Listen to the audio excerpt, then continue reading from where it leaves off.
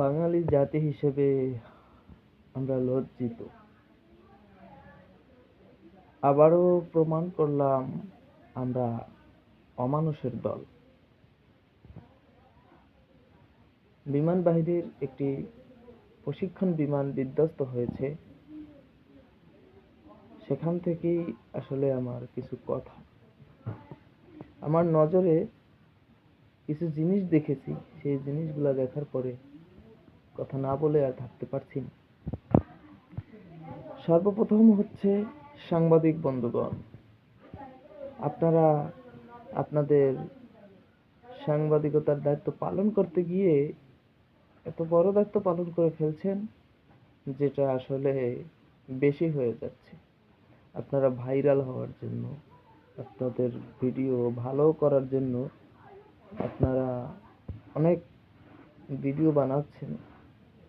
এটা আসলে মানুষের কলিজায় আঘাত লাগে। যে একটা মানুষ, একটা বাচ্চা কথা বলতে পারতেছে না, তার চিকিৎসা প্রয়োজন, সেই মুহূর্তে তাদেরকে জিজ্ঞেস করতেছেন আপনার বাবার নাম কি, বাসা কোথায়।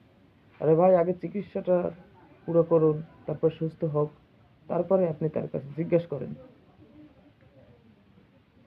তাই না? দ্বিতীয় হচ্ছে যারা রাজনীতি করে, রাজনৈতিক লিডারগণ, তারা আসলে এই জিনিসটা নিয়ে, এই মর্মান্তিক দুর্ঘটনাকে কেন্দ্র করে আপনারা আপনাদের রাজনৈতিক ফয়দা লুটছেন, আপনারা আপনাদের নাম করছেন। আসলে দেখুন, আপনি একজন ভিআইপি, আপনি যদি রাস্তা দিয়ে বা হসপিটালে আসেন, আপনার সাথে কমপক্ষে 200-300 লোকজন থাকে, কারণ আপনি ভিআইপি। এই ক্ষেত্রে দেখা যায় রাস্তাঘাটে যানজটের কারণে হয়তোবা রোগী নিয়ে রোগীর বা বিভিন্ন ব্লাড ডোনার, এগুলা একটু কষ্ট হয়ে যায়। কেন ভাই, এই সময় আপনার রাজনৈতিক ফায়দাটা কি আছে? আপনি ভালো হয়ে থাকলে আপনি ভালো কাজ করবেন। আপনাকে তো মানুষের লোককে দেখানো উচিত না।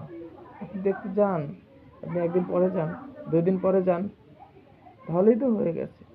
এখনই দৌড় দিয়ে ওখানে যাওয়ার দরকার কিসের জন্য? এগুলো এইরকম নাম করা রাজনীতি বাদ দেন, এখন মানুষ এগুলো বুঝে আসলে।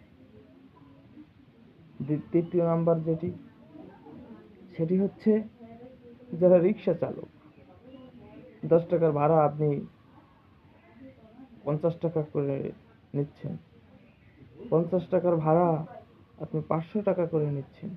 কেন ভাই?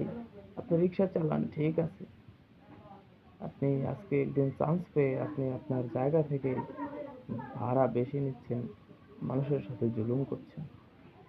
এগুলো বাদ দেন। আমি খুবই দুঃখিত, এরকম একটি ঘটনা ঘটেছে, যেটি মর্মান্তিক দুর্ঘটনা। 19 জন মারা গিয়েছে, হয়তো আরও বেশি মারা গিয়েছে, অনেক আহত হয়েছে।